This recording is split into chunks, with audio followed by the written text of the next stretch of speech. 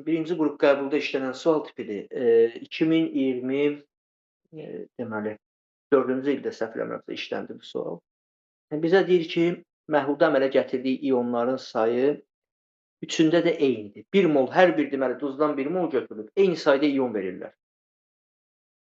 Alfa da 100% o deməkdir ki, alfanın 100% olması nə deməkdir uşaqlar? Bunlar tamamilə ionlara nə ediblər? Tamamilə ionlara ayrılıblar.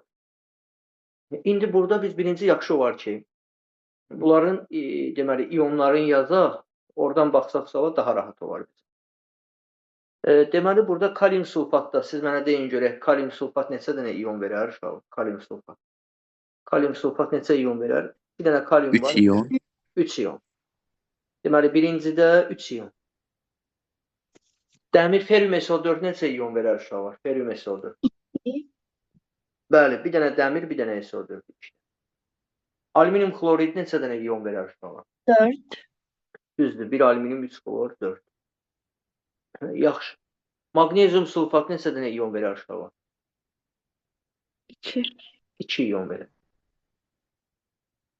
Natrium nitrat neçə ion verəcək? 2. Bizə də deyir ionlar bir-birinə bərabər olsun. Hələ ikinci hissəyə baxmamışam. Deyir ionlar bir-birinə bərabər olsun. Onda cavabda hansı variantlar iştirak eləməlidir? 2, 5, 4. 2 dənə ion, 3 dənə duzda 2 dənə ion var. İkincidə, dördüncüdə və beşincidə. Onda biz 1 və 3 olan variantları ataq. 1 və 3 olan variantları ataq. 1 və 3 olan variantları ataq, elə bir dənə cavab qalır. Gördünüz? Deshidrolizə baxmasan belə bu şəkildə yanaşsan cavabı tapırsan. İndi gəlin onlara da baxaq, doğruluğunu yoxlayaq.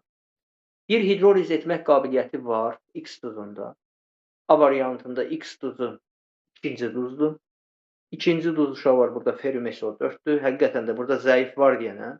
Zəif oldusa o hidroliz eləyəcək, yoxsa eləməyəcək? Təbii ki, eləyəcək.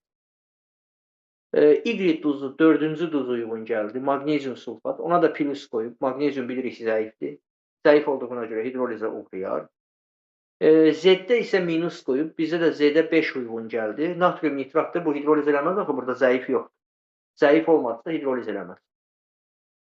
A variantı. Amma dediyim kimi, yəni ikinci şərtə baxmasaydım da belə ionları yazandan sonra cavabları görürsünüz, çıxdaş eləməklə rahatlıqla tapın. Yəqin ki, anlaya bildik sual.